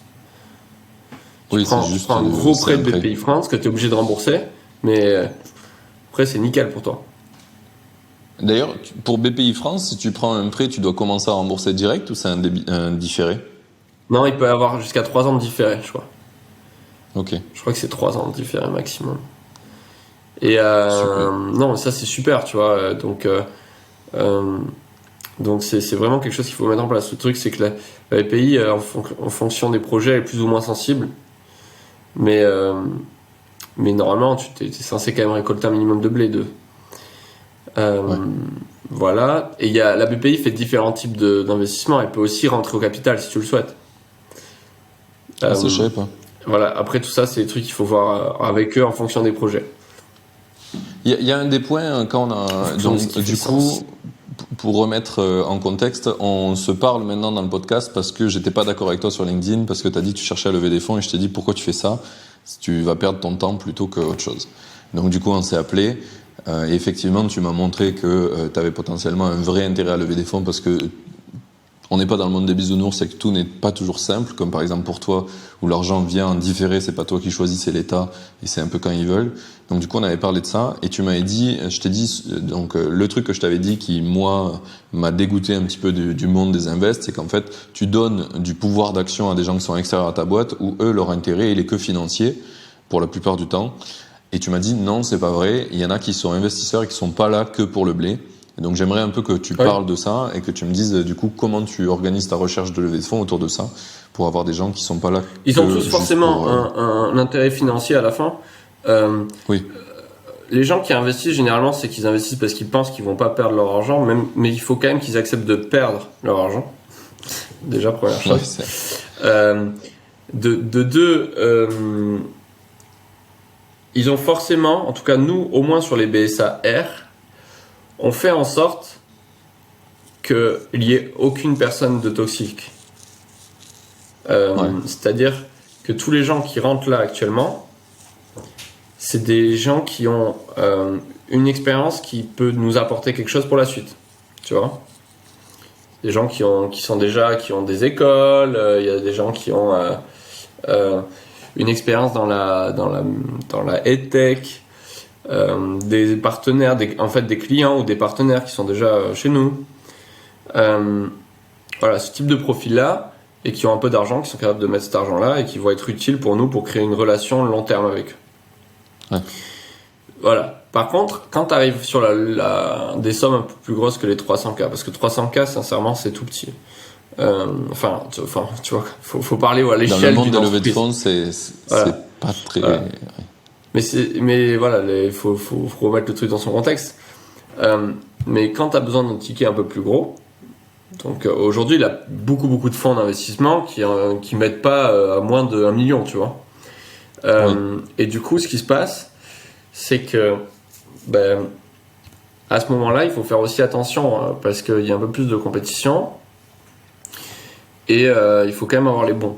Donc là, par exemple, moi, j'explore ceux qui sont déjà dans la tech, tu vois, ceux qui sont déjà sur notre secteur d'activité et après moi je les mets en concurrence. En fait, le jeu d'un bon d'un bon entrepreneur qui sait lever des fonds, c'est aussi le fait qu'il va être capable de bien mettre en valeur son entreprise et il va être capable de dire fuck off aux investisseurs. Moi, j'ai aucun problème avec ça. Si t'as un connard qui est prêt à te donner 100 000 euros pour que dalle de tes parts, ça veut pas dire que tu dois... vaut mieux plutôt le refuser parce que tu vas te le traîner quelques années, ce gros connard. Donc, il y a quand même avant tout un match humain et il faut être prudent dans quoi on s'engage. Voilà. Je comprends. Et t'as un process spécifique, à la fin, quelque chose qui fait que t'arrives à... Il faut être aussi hyper clair avec tout le monde. Ouais. Mais comment t'arrives à les trier? Parce que finalement, en fait, les investisseurs, tu les vois pas, tu vas pas les voir pendant une semaine d'affilée, tu les vois 2-3 fois. Tu fais que en très peu de temps ton évaluation. Alors, sur les BSAR, tu vois, comme c'est 300K à lever, c'est que des gens qu'on connaît personnellement. Ok. Voilà, donc c'est quoi des le ticket moyen dans lesquels on croit. Ça va être du 25K. Ok, ouais. Voilà. Derrière, tu vas te retrouver... les gars, en fait, pour résumer, à la place de s'acheter une voiture, ils s'achètent des parts chez nous. Enfin, tu vois. Certains. C'est je vois. des gens qui ont un peu d'argent. Voilà. Et derrière... qu'est-ce que je veux dire? Merde. Et derrière, je regarde les investissements qu'ils ont déjà fait. Parce qu'il y a peut-être, tu vois, des relations intéressantes avec d'autres boîtes. Il y a peut-être aussi si c'est des fonds, regarder qui c'est qui est au board, etc. Parce que ça se trouve, tu vas avoir le CEO de X boîte qui est potentiellement concurrente, mais peut t'apporter beaucoup, on n'en sait rien, tu vois. Donc, faut vraiment analyser un peu plus en profondeur de quoi il s'agit. Et à la fin, c'est toujours le match. Il y a un certain match humain et un match de challenge. Parce que moi, je veux bien pitcher. Tu vois, je veux bien leur pitcher la boîte, où c'est qu'on va ou quoi. Mais dans la visio, je vois direct si le gars, il y croit ou pas. S'il y croit pas, c'est pas grave, je passe à autre chose, j'ai pas de temps à perdre. J'ai 50 qui attendent à ce que je leur fasse un pitch. Et il faut savoir dire non. Et il faut pas savoir trop se prendre la tête, parce que le truc que je me suis rendu compte dans cette putain de levée de fonds de mes coronesses là, c'est que y en a énormément des invests, et pas des petits justement. Les business angels, ils sont pas là-dedans. Ça dépend lesquels, mais quand même beaucoup soit de fonds ou de petits business angels qui vont te faire pitcher pour te faire pitcher. Genre à aucun moment ils ont envie d'investir chez toi, mais par contre ils veulent en apprendre plus sur le marché sur lequel ils investissent. Tu vois ce que je veux dire? Et du coup, ils veulent voir un maximum de boîtes pour s'imprégner de tout ça. Mais sauf que moi, ça, je m'en rends compte hyper vite. Au bout de 5 minutes de pitch, je me dis putain, cet enculé, en fait, il est là pour que je lui pitch, que je perde 30 minutes de mon temps ou 1 heure, hein, des fois, ça dépend combien de temps ça dure, parce qu'il y en a, ils ont plein de questions derrière. Et à la fin, le mec, tu sens qu'il est là. Non, mais alors, en fait, je t'explique. En fait, t'es pas dans la thèse d'investissement de notre fonds, mais franchement, j'adore le projet, je voulais à tout prix en savoir plus. Mais bon, peut-être sur une prochaine levée de fonds, on pourra peut-être travailler ensemble. Moi, je leur dis, écoute, mec, t'es gentil, j'ai un temps limité, quoi. Putain, il y a des gars, ils se font chier, hein. Franchement, ils se font chier. Hein. Et ils ont du temps à perdre. Hein. Et bon, ça prouve que c'est pas des entrepreneurs. Hein. Non, c'est pas des entrepreneurs, les gars. Tu vois, et d'ailleurs, ça c'est mon dernier critère. Vas-y. Ah, pardon? Ouais, je disais juste, c'est mon dernier critère. C'est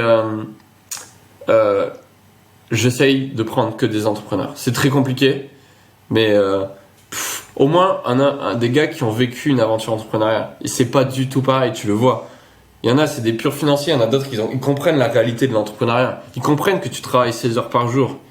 Ils comprennent que tu as fait un sacrifice, que tu as quitté ta copine pour en être là, tu vois. Les autres, ils en ont aucune idée. Et ils savent pas du tout de qu'est-ce que ça implique. Et ça, moi, c'est vraiment un truc où je fais hyper gaffe, parce que je vois plein de gens comme ça là qui jugent eux-mêmes. Tu regardes, ils ont fait HEC, Sciences Po, ESSEC, ils ont fait un stage dans un VC, et puis après ils y sont restés, mais ils y connaissent rien. En réalité de toute la réalité qu'il y a derrière, tu vois. Et eux, ce qu'ils voient à longueur de journée, c'est des bouts de papier, des pitch decks là. Ils se disent ah ouais, c'est pas mal ce business là, nanana, ah ouais. Ils se rendent absolument pas compte de l'énergie que ça coûte de générer le cash qui est affiché sur les KPI. Donc bon, ça, moi, je fais attention à pas prendre trop de gens comme ça. J'ai du mal à les supporter de toute façon. je vois bien. Alors, je suis plutôt d'accord avec toi sur ça. Il y a un point où, par contre, pour moi, je suis toujours pas convaincu. C'est, tu vois, tu me dis que finalement, en fait, ça prend beaucoup d'énergie quand même d'aller chercher lever des fonds. Et c'est pas la première fois que je le vois. Je l'ai vu dans plein d'entrepreneurs. Et est-ce que tu crois que ce temps-là, il aurait pas plus de valeur pour ton entreprise à essayer de la faire encore plus performer que de le passer à chercher des VC? C'est un grand débat. Mais soyons réalistes. Parce que tu sais, il y a les Toinon, les Scalesia, les Germinal sur le marché qui ont fait ce choix-là, de bootstrapper complètement. Mais ils sont très franco-français quand même. N'oublions pas ça. Sauf Toinon par exemple, mais ou même Lemlist, non, ils ont réussi à aller sur d'autres marchés, mais tu pourras jamais aller aussi vite. Tu peux pas aller aussi vite qu'en prenant des fonds, une levée. il n'y a pas de secret. Hein. Toutes les boîtes qui sont aujourd'hui des boîtes internationales qui viennent de la Silicon Valley, hein, elles ont toutes levé des fonds, quasiment. Et ça dépend de ton marché aussi. Ça dépend de ton business model, ça dépend de ton marché. Ça dépend de plein de choses. Mais par exemple, nous, dans la situation dans laquelle on s'est retrouvés, on n'avait pas trop d'autres choix. Tu vois ? Et ça c'est relatif à notre marché. Oui, ça on je suis aurait pu d'accord pour le accepter coup. de faire plus de prestations.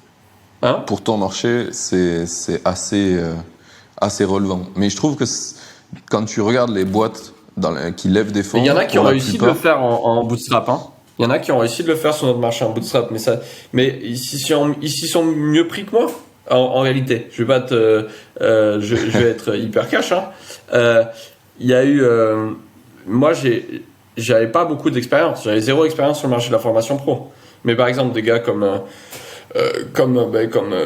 nos concurrents directs, imaginons les Germinal et compagnie, ça faisait quand même quelques temps qu'ils roulaient là-dessus. Tu vois, ils faisaient déjà de la formation depuis un bon moment, donc ils ont pu appréhender en allant plus lentement que nous au départ les dangers que ça impliquait.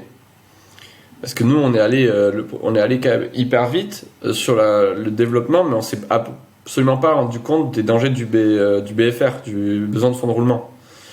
Et à un moment donné, est arrivé l'été, et si tu veux, normalement, tu as un devoir de continuité des services publics. Où, malgré tout, ils sont quand même censés travailler et t'envoyer la thune qu'ils te doivent. Et là, on a vu un grand désert. Et du coup, on s'est retrouvé dans la merde. Et même encore aujourd'hui, on y est encore. Hein. Un peu, tu vois. Et voilà. Et ça, il fallait donc arriver en mode pompier, prendre des BSAR. Mais dans tous les cas, on allait lever de la thune. Pourquoi ? Parce que nous, on voulait aller rapidement en Espagne, parce qu'il y a une question de timing sur le marché aussi. On n'en parle pas assez, mais tu as une vraie question de timing. Et le timing était chaud bouillant. Il est chaud patate sur le Groff. Il faut aller vite parce qu'il y en a déjà qui sont bien développés. Et moi, si je veux rattraper mon retard sur les Germinal, les Scalesia et compagnie, il faut que je prenne une levée. Je suis obligé. Tu vois ? Si je veux les bouffer. Parce que clairement, l'idée, c'est si tu lèves, c'est pas d'être le plus petit. Le plus petit, si tu lèves, c'est d'aller les défoncer. Moi je le dis ouvertement, alors que franchement j'apprécie toutes les boîtes, j'adore Benoît Dubos de Scalesia, j'adore les grands bateaux. En plus il y a vraiment des personnalités, des gens super sympas, super hardcore dans ce qu'ils font. On partage en plus les mêmes missions, l'entrepreneuriat en France, machin. Enfin, on a par contre des produits différents, et c'est là qu'on va voir qui c'est qui gagne. Et moi je crée une école, je crée pas un centre de formation pur, je fais pas que du e-learning, machin. Voilà, après chacun son modèle, et c'est le marché qui va dire qui a raison. Et c'est ça qui est fun. Mais moi je prends le risque de lever parce que je pense qu'on peut être number one. Et je pense qu'on peut être number one en Espagne aussi et ailleurs. Et à terme, Conquistador, c'est beaucoup plus large que ça. À terme, nous on veut créer un modèle d'éducation. Des entrepreneurs vers la société, si tu veux. Donc c'est pas juste le monde digital, mais tu peux faire ça dans tous les domaines. Et on pense que c'est les entrepreneurs qui devraient prendre la main sur tout le système d'éducation. Voilà, c'est comme ça qu'on veut construire notre avenir. Oui. Et ça c'est un truc où je te rejoins. Ouais. C'est un truc où je te rejoins. Là où je te rejoins pas, par contre, c'est que déjà, en fait, je me demande si pour tes clients, ça a vraiment du sens que tu sois numéro 1, oui ou non. En quoi les entrepreneurs que tu vas former, ça va les aider que tu sois numéro 1 ? Et alors, il y a deux choses. Hein. Nous, on forme certes des entrepreneurs, mais on forme quand même beaucoup de gens, des étudiants, des gens en reconversion, des gens qui veulent apprendre un métier, je veux dire, tu vois. Donc nous, on veut juste devenir une école où on donne de la chance d'apprendre à un haut niveau à un maximum de personnes. À côté, l'autre aspect entrepreneuriat, oui, on veut former des entrepreneurs aussi. Le fait qu'on soit numéro 1, Ça, c'est, tu vois, c'est critiquable et enfin, c'est peut-être qu'ils vont pas se reconnaître dans l'ADN, mais ça, c'est à nous de la gérer. L'idée, c'est qu'on soit, c'est qu'on soit un des leaders du marché, clairement. Et pour faire quelque chose de plus grand derrière, si tu veux. Oui. C'est pas juste le growth. Par exemple, on a Franck chez nous qui bosse déjà sur une école blockchain. Ok, ouais. Oui, en fait, c'est parce que tu as plus d'ambition et tu veux développer plein de nouvelles choses. Donc, en fait, c'est pas forcément pour tes clients actuels, c'est pour tous les futurs clients. Ouais, bien sûr. Bien sûr, bien sûr. Mais après, si on arrive à maintenir le même niveau d'exigence de produits, de formation qu'on a actuellement et qu'on arrive à le passer à l'échelle en ayant d'autres entrepreneurs qu'on a formés nous-mêmes qui viennent enseigner, etc. Mais c'est bon. Enfin, je veux dire, ça va aller. On arrivera à garder un haut niveau. Et c'est vraiment l'objectif. Parce que quand tu regardes, tu vois, moi j'ai enseigné dans X écoles de commerce, mec, c'est du délire. Enfin, franchement, maintenant ils essayent de faire de plus en plus appel à des gars comme moi, à des intervenants extérieurs et tout. Mais moi, à un moment donné, là je leur ai fait un bras d'honneur cette année en leur disant, écoutez, c'est bon, j'arrête. Les seuls que je vais faire, c'est les universités que je vais continuer à faire parce que le public pour moi c'est important. Mais tous ceux qui ont déjà qui demandent 12 000 euros à leurs étudiants pour aller faire un master 2 en machin et que ils ont aucune compétence, ces étudiants ils sont en 5e année. Enfin c'est chaud quoi. Et après toi on te paye 60 euros de l'heure ou 80 euros de l'heure pour que tu viennes faire ton cours machin. T'imagines, eux, c'est vraiment des enfoirés. Hein. C'est vraiment des enfoirés. Moi, je me bats pour un système d'éducation où tu peux faire du pratico-pratique, tu peux être hyper opérationnel rapidement, tu vas payer moins cher, et en plus, vu que tu as fait du pratico-pratique, tu vas sortir de là avec des compétences que tu vas pouvoir mettre directement au service d'une boîte et gagner ta vie. Point. Basta. Utiliser directement. Et tu peux faire ça sur plein de secteurs d'activité. Il y a une boîte que j'adore, Iconoclast, de Marie Taquet, qui fait ça avec les business développeurs. Et moi, je pense qu'à terme, les Scalesia, les Germinal et tout, ils devraient pivoter sur un modèle un peu comme ça aussi. Comme moi et Marie, dans le sens où... Et nous, Iconoclast. Dans le sens où, au moins, il y a un engagement plus long. Il y a des cursus, tu vois, nous, on a des cursus de 6 mois. Avec un e-learning, tu peux pas faire la même chose exactement. Ne serait-ce qu'en termes de mindset, tu traînes pas avec des gars complètement tarés qui ont envie de tout défoncer. Donc du coup, qui sont passionnés par ce qu'ils font, tu vois. À la fin, c'est pour ça qu'ils ont envie de tout défoncer. Et c'est pas pareil. T'as pas le même impact. Et je pense que, en tout cas, nous, ce qui nous intéresse le plus pour terminer pour ta première question, c'est l'impact. Nous, on veut être number one parce qu'on va avoir un maximum d'impact. Et c'est ça le truc. On veut créer de l'emploi, on veut faire en sorte que les gens soient opérationnels et on veut péter ce putain de modèle d'éducation qui est complètement archaïque. Ok. Alors, c'est vachement intéressant ce que tu dis parce que je pense que ça... le fait que je n'aime pas les levées de fonds et que je promeus le fait de ne pas en faire vient très certainement du fait que dans mes expériences de tous les produits que j'ai utilisés avant une grosse levée de fonds et après, la qualité intrinsèque du produit, elle n'a pas scale. Donc elle n'a pas aussi bien scale que ce qu'il voudrait parce que je pense que c'est plutôt normal, plus tu deviens global, plus la qualité de ce que tu diffuses est dans le nombre et plus dans la qualité individuelle. Donc en fait, individuellement, la qualité baisse forcément, mais la somme totale augmente. Donc c'est un des trucs qui fait que moi je suis contre ça parce que je trouve que c'est peut-être mon esprit individualiste qui dit en fait individuellement en fait j'y perds. Alors que globalement, à l'échelle d'une société ou à l'échelle d'un groupe de gens, tout le monde y gagne. Donc je comprends ton point et du coup moi j'ai cette préférence-là de dire je préfère servir peu de gens très bien que plus de gens un peu moins bien. Plutôt tu vois à se dire que en fait, c'est les intérêts composés qui vont faire que ça va être massif. Ouais, alors tu sais, l'une des caractéristiques de la startup, c'est de servir très bien à l'échelle. Donc, c'est tout ce qui est. C'est vraiment ça, avoir une expérience utilisateur qui est incroyable et de le passer à l'échelle. Alors là, c'est la caractéristique du SaaS, hein, clairement. Mais tu peux faire ça aussi par l'école, parce que des entrepreneurs, il y en a partout. Mais voilà, après, faut créer un écosystème de personnes qui sont hyper qualifiées dans ce qu'ils font et qui veulent le faire à haut niveau. Et voilà. Mais tout ça, ça s'organise petit à petit. Nous, on commence petit, tu vois, on est tout petit, on est des rikiki, nous, dans notre marché, même aujourd'hui, à côté des Growth Tribe ou quoi. Mais on est convaincu que le modèle qu'on imagine est le bon. Et que voilà, et qu'on va tout faire pour le mettre en œuvre. On fait déjà tout. J'ai plus beaucoup de temps, non. Je pense que le meilleur moyen que tu me prouves que tu as raison, c'est que tu le fasses. On en reparlera. Et si tu veux, du coup, on peut enchaîner sur mes questions finales, parce que ça fait déjà 1h40, putain, oui, on a dépassé le temps requis, mais c'était important d'avoir cette conversation, parce que c'est un sujet qui revient souvent dans Indie Maker. Merci pour ça.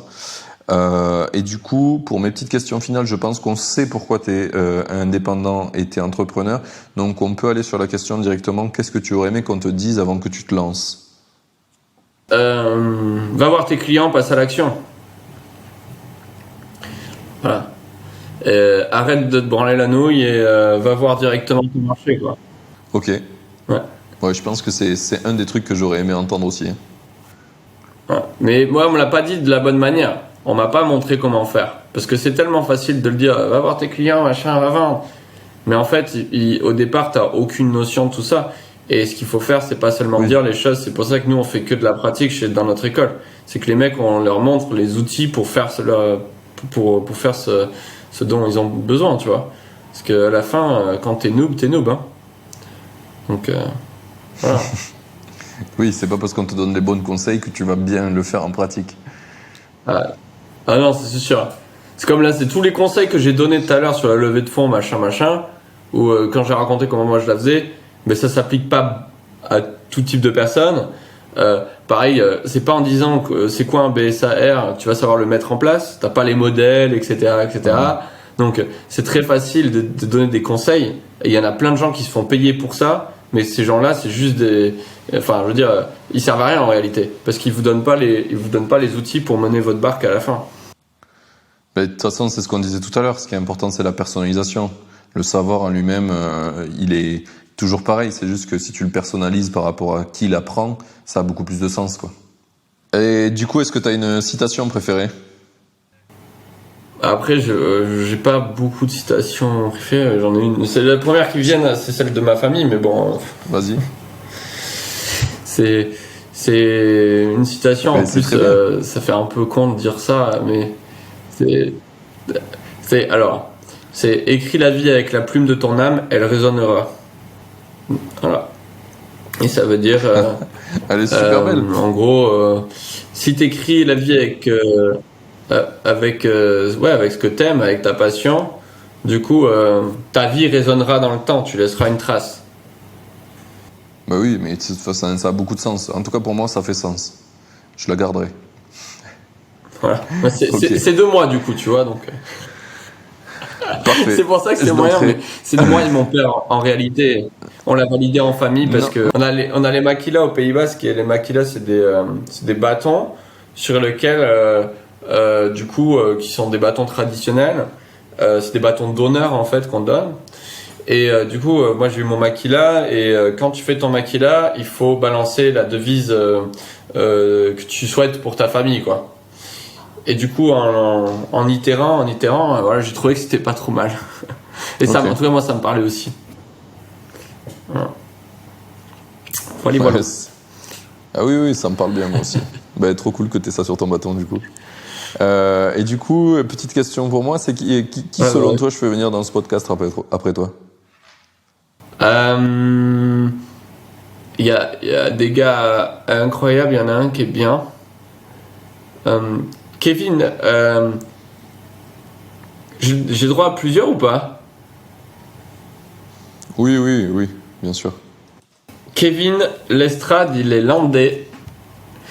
Et c'est le CEO de Hacking School, si je me trompe pas.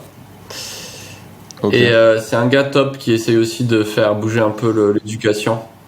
Vraiment chic type. Et après, si tu veux parler blockchain, ça c'est pour de la high-tech, si tu veux parler blockchain, je pense que franchement, Franck Dupont, c'est un de mes associés, mais ça vaut le coup parce que son sujet, il est hyper d'actualité. C'est un spécialiste des NFT, non-fungible token. Ah oui.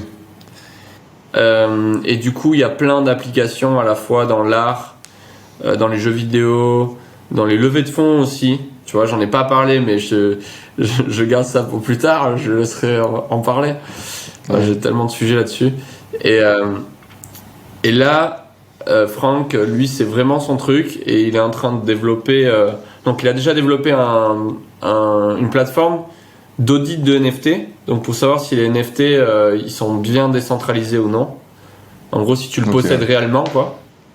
Et de deux, il est en train de créer une plateforme pour que les artistes puissent NFTiser leur son. Donc, les artistes dans la musique. Ouais. Et qui sont complètement indépendants sur la vente de leur musique. La même chose pour tout ce qui est image et 3D. Et ça, on fait ça avec un partenaire, mais je laisserai parce qu'il y a du lourd là. Ils bossent, ils sont en train de. Enfin, il y a deux personnes de Conquistador, il y a Damien et Franck qui sont à plein temps sur la blockchain sur ce sujet-là. Ok. Voilà. Je leur enverrai un petit message alors. Trop bien. Avant que je te laisse t'échapper pour tes obligations, je sais que tu as plein de trucs à faire. Où c'est qu'on envoie les gens qui veulent te suivre? Donc Conquistador, je te le mets là, conquistador.io. Et Conquistador, c'est toujours au pluriel chez nous. Parce qu'on est plusieurs. Et donc voilà, conquistador.io, on a un site un peu décalé. Il y a à la fois notre programme startup dessus, notre école, et puis on a la dalle. Voilà, donc ça va prendre de l'ampleur. Voilà, voilà. Oh, il est beau. Ok, trop bien. J'étais jamais allé dessus. Ça me fait sympa. Ouais, grave. J'aime bien les couleurs. Les logos. C'est assez. La copie. On a un peu bossé, mais c'est pas fini parce que là, on a trouvé, tu vois, on a pas mal bossé la sémantique aussi. J'aime bien la tagline. Ouais, ça te ressemble bien. Ouais, c'est pas mal. Ouais. Mais apparemment, la dernière fois que j'ai fait un autre webinaire il y a pas longtemps et j'ai fait moins de pratiques que d'habitude, on me l'a fait remarquer. Il faut que je me rattrape. Faut que je remette des partages d'écran dans tous les sens. Sur de l'outil. Voilà. Trop drôle. Trop bien, merci. J'ai passé un super moment avec toi. C'était vraiment cool de parler de levée de fonds et de tout ton parcours. Il n'y a pas de problème pour en parler plus en détail. Moi, je suis toujours chaud. Au passage, juste un point un peu caché de Conquistador, je termine sur ça. C'est qu'avec la levée de fonds, donc il n'y a pas que l'école et enseigner les outils no-code et graph, mais ce qu'on fait aussi, c'est qu'on crée des hacker house. Donc en fait, on achète ou on loue des baraques et on fout en coloc des talents dedans. Et en fait, les talents, ils sont directement avec l'équipe Conquistador et on leur met toutes nos ressources à disposition pour qu'ils puissent booster leur boîte. Voilà. Trop bien ça. En échange, qu'est-ce qu'on fait ? On prend de l'equity si vous arrivez à lever. Voilà. Et on vous nourrit et on vous loge. Trop bien. Ok. Si t'as nouveau un étranger. Voilà un peu le modèle et toutes les baraques sont au Pays Basque. Merde. Quoique côté Espagne, ça peut être sympa. Là-dessus. Ok. Tout le monde est bienvenu. Merci beaucoup, c'était fort sympa. Nos auditeurs, si vous avez kiffé, je vous laisse envoyer un petit message à Camille sur LinkedIn pour lui dire que c'était trop cool, ça lui fera plaisir. Et puis vous pouvez aussi partager à vos proches qui ont besoin d'entendre ça. Puis je vous dis à dans une semaine pour le prochain. Salut!